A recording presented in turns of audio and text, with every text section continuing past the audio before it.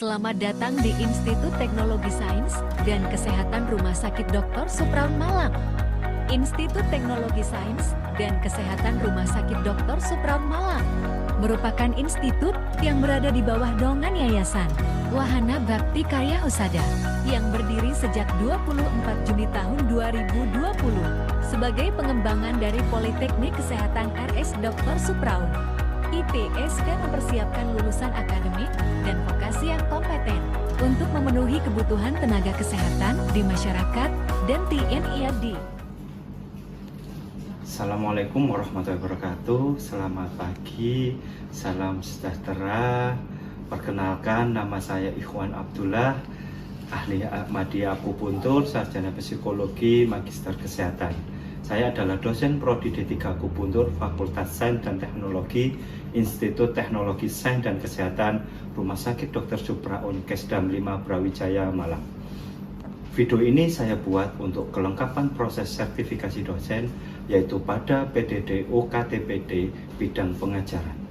Di Prodi D3 Akupuntur, saya mengampu mata kuliah metode terapi akupuntur pada tingkat 2 semester 4 dengan jumlah SKS 4 dengan 2 teori dan 2 praktik.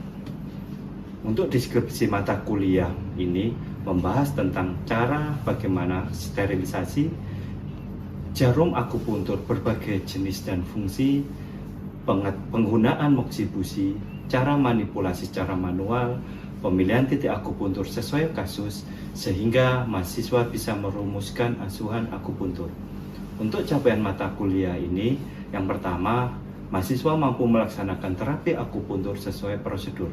Yang kedua, memahami prosedur penata laksanaan gangguan gerak, sensorik dan motorik, gangguan organ dalam, gangguan psikis dan adiksi, dan gangguan kesehatan anak. Yang ketiga, mampu menggunakan jarum akupuntur dan moksibusi untuk mengatasi gangguan gerak, sensorik dan motorik, gangguan organ dalam, gangguan psikis dan adiksi, serta kesehatan anak. Yang keempat, mampu melakukan praktik akupuntur berbasis bukti, evidence-based practice. Untuk pembelajaran ini meliputi tatap muka sebanyak 14 kali pertemuan dengan ditambah evaluasi tengah semester dan evaluasi akhir semester. Materi pembelajaran bisa diakses di LMS ITSK Supraun yang di dalamnya sudah terdapat RPS, materi pembelajaran, penugasan mahasiswa, serta evaluasi pembelajaran. Sistem pembelajaran dilakukan secara sinkronus dan asinkronus.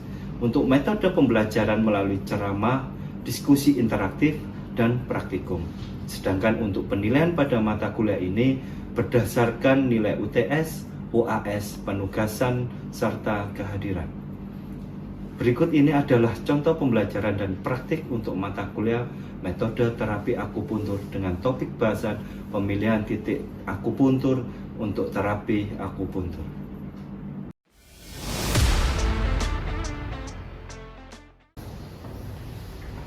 Selamat siang, Assalamualaikum warahmatullahi wabarakatuh. Waalaikumsalam warahmatullahi wabarakatuh. Silakan ketua kelas untuk memimpin doa terlebih dahulu.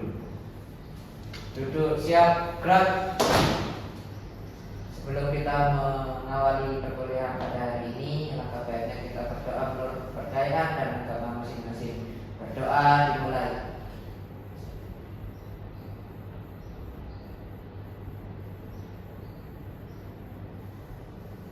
Berdoa selesai. Segera di tempat, gerak. Terima kasih rekan-rekan. Baik, saya mulai. Bismillahirrahmanirrahim. Pada pertemuan kali ini kita akan membahas perkuliahan metode terapi akupuntur dengan pokok bahasan pemilihan titik terapi dan prinsip pemilihan titik akupuntur. Sebelumnya, pertemuan minggu kemarin kita review dahulu tentang kelompok titik penting. Sebelum kita lanjut, teman-teman masih ingat kelompok titik penting itu apa saja? Silakan.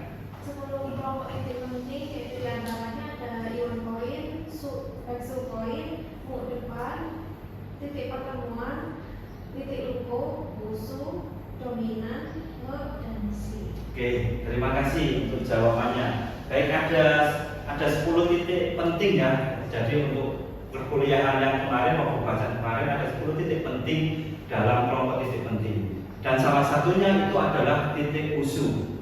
Ya, mungkin dibantu lagi jawaban titik usu itu terdiri dari apa saja? Menjawab Pak. Oke, silahkan. Oke, baik, terima kasih. Baik ya, pembahasan yang kelompok titik penting itu ada beberapa titik ya. Salah satunya adalah titik usul tadi. Oke, kita kembali lagi ke materi yang hari ini tentang pemilihan titik akupuntur untuk terapi. Yang pertama, prinsip pemilihan titik ini berdasarkan therapeutic properties. Itu apa sih maksudnya? Yaitu pemilihan titik dekat. Titik dekat sesuai dengan kasus ya, nyeri yang dikeluhkan.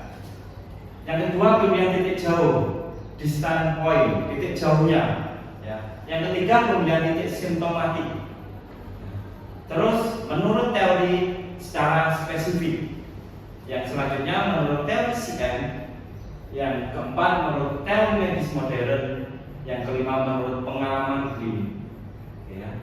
Yang selanjutnya metode kombinasi titik. Di sini kombinasi titik yang dimaksud adalah pada meridian yang sama, pada luar meridian atau luar dalam meridian, kombinasi yin yang selanjutnya pada meridian yang sama juga, pada bagian depan dan belakang tubuh, pada bagian atas dan bawah tubuh, kombinasi lokasi yang berhubungan pada distal dan daerah lokal, pada sisi lateral dan medial ekstremitas, pada sisi kiri dan kanan tubuh berdasarkan titik spesifik, serta ada kombinasi titik su, yaitu efeknya tonifikasi ataupun reduksi, serta ada kombinasi titik su belakang dan mu depan, serta kombinasi titik yuan dan luo. Izin bertanya. Oke, silakan. Untuk contoh kombinasi titik pada luar dalam meridian itu terdapat pada meridian apa, terus contoh titiknya. Oke, baik, terima kasih. Akan saya jawab. Untuk kombinasi pada luar dan dalam meridian itu contohnya dalam meridian Daiyin tangan paru dan Yanmin tangan usus besar. Ini contohnya untuk kombinasi atau metode kombinasi titik pada meridian. Sedangkan pada titik saya contohkan pada titik yang lain. Contohnya Neguan dengan Weiguan. Ya, jadi ada kombinasi luar dalam itu untuk metode kombinasi titik. Begitu? Oke. Saya lanjutkan untuk pemilihan titik terapeutik. Ini ada pemilihan titik dekat. Ini tempat sakit atau keluhan yang paling banyak digunakan dan untuk berbagai tempat. Ya. Contohnya apa? Misalkan titik insial. Insial kita tahu semua lokasinya berada pada 0,5 Joule arah nasi dari hidung. Secara otomatis kasusnya untuk kelainan hidung, ya. Dan seterusnya. Saya lanjutkan untuk pemilihan titik jauh. Ini dari jauh dari tempat sakit. Bisa pada meridiannya atau pada 14 meridian. Contohnya apa? Kelainan epigastric pain. Ya, berarti bermasalah pada epigastriknya. Titiknya apa yang diambil? Salah satunya adalah ST36 Cusanli. Nah, kita tahu semua lokasinya adalah berada 4 jari dari tubik atau dari pertengahan patella atau 3 Joule dari tubik. Oke, saya lanjutkan. Titik simptomatik. Ya, ini terhadap kelainan atau kelainan utama. Sering digunakan walaupun tidak berhubungan dengan meridiannya. Contohnya hekuk. Hekuk seringkali digunakan untuk sakit gigi bagian bawah. Ya. Atau PC6, Neguan, seringkali digunakan untuk mual dan muntah pada ibu hamil. Pemilihan titik spesifik ini titik akupuntur tertentu yang mempunyai kegunaan spesifik. Contohnya apalagi? Feng Long. Venglum ini biasanya digunakan untuk mengencerkan dahak, ya, atau dianjuk ini untuk batuk, ya. Terus pemilihan titik berdasarkan teori CN ini berdasarkan sindrom, ya, efek titik. Contohnya apa? Contohnya adalah yang sehati, ya, yang sehati kita tahu pasti manifestasinya adalah sakit kepala. Seringkali disesuaikan pemilihan titiknya adalah Taejong. Kenapa Taejong? Karena salah satu fungsi titiknya adalah meregulasi Ji-nya hati. Oke, saya lanjutkan ya. Pemilihan titik berdasarkan teori medis modern ini yang sering digunakan oleh orang-orang medis, ya. Salah satunya adalah contohnya appendicitis. Ini titiknya Lanway, itu berada pada kaki, ya, pertengahan kaki, ya. Terus menstruasi tidak teratur, ini menggunakan titik telinga, mikroakupuntur telinga pada daerah endokrin, ya. Yang selanjutnya paralisis, ini menggunakan mikroakupuntur scalp pada MS6 motor area. Selanjutnya saya berikan contoh kasus, yaitu pada anemia pada ibu hamil. Kita tahu bersama pengertian anemia itu di mana kondisi medis yang ditandai dengan rendahnya jumlah sel darah merah atau hemoglobin dalam darah. Ini jelas anemia itu. Apakah akupuntur bisa membantu? Beberapa literatur, beberapa penelitian baik jurnal nasional ataupun internasional itu menunjukkan bahwa titik-titik tertentu itu sangat membantu untuk kasus anemia pada ibu hamil. Titik apa saja yang digunakan, yang sering digunakan, yaitu Daipai. Ya. Di sini Daipai fungsinya adalah mempengaruhi sistem reproduksi, mengurangi nyeri dan meningkatkan aliran darah. Ya, Daipai ini segitiga, ya. Yang selanjutnya liver 3 Taejong. Ya, ini juga dapat mengurangi stres, kecemasan, ya. Pada mekanismenya, stimulasi pada LR3 ini dapat mempengaruhi saraf peroneal dan saraf tibialis anterior, ya, yang juga dapat mengurangi stres dan kecemasan. Yang ketiga adalah Taisi, kidney nomor 3. Titik ini dapat mempengaruhi dan mengurangi nyeri serta meningkatkan energi. Mekanismenya titik KI3 ini juga mempengaruhi saraf tibialis posterior dan saraf saphenous yang dapat mempengaruhi fungsi ginjal dan mengurangi nyeri. Nah, dengan dilakukannya secara bertahap, itu titik tersebut itu dapat meningkatkan kadar hemoglobin dalam eritrosit, ya. Terapi dilakukan sebanyak 3 kali per minggu selama 2-3 minggu pertama. Berikut adalah jurnal yang berhubungan dengan kasus tersebut.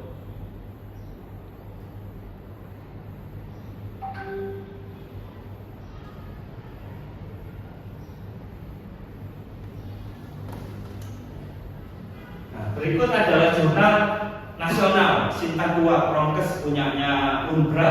Jadi salah satu penelitinya juga saya bahwa penelitian secara sistematik review, jadi mengambil beberapa literatur baik jurnal nasional ataupun internasional, SP3, LR3 serta KI3 itu dapat mempengaruhi hemoglobin dalam eritrosit.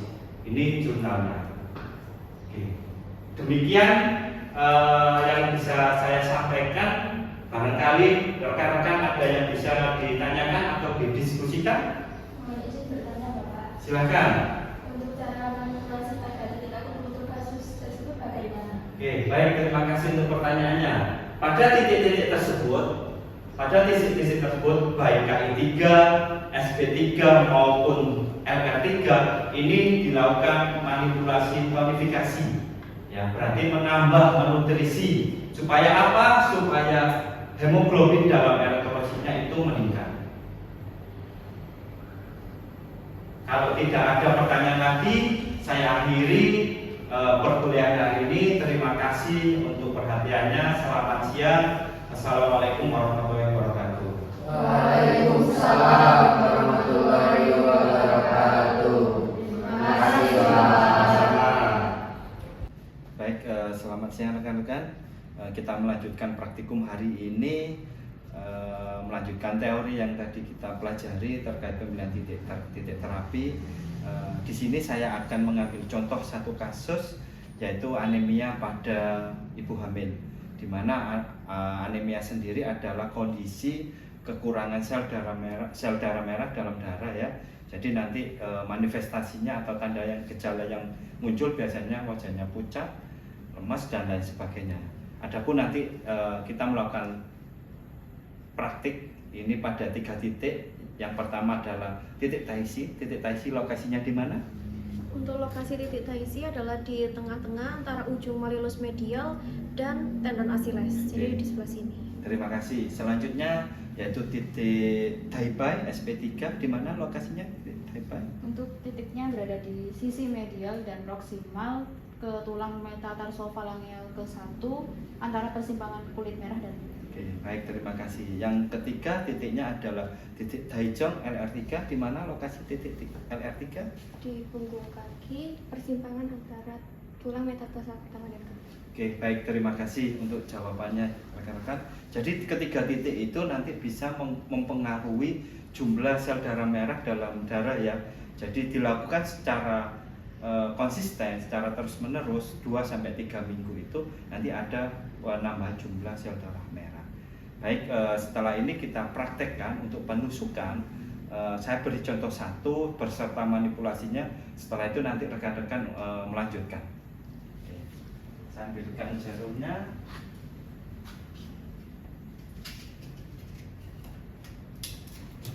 Di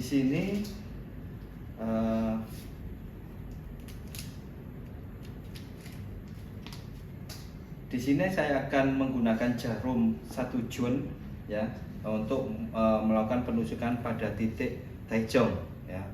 Saya contohkan satu, setelah itu nanti teman-teman menusuk. Oke, ini ya.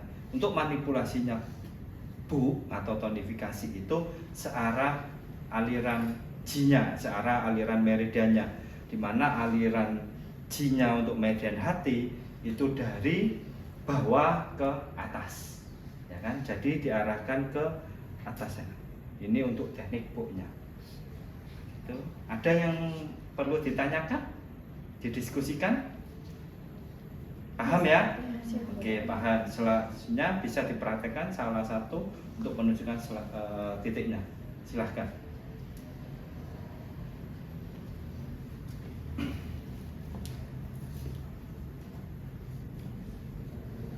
Ditentukan dulu lokasinya, mengambil titik Daisi. Silahkan. Nah, sterilisasi.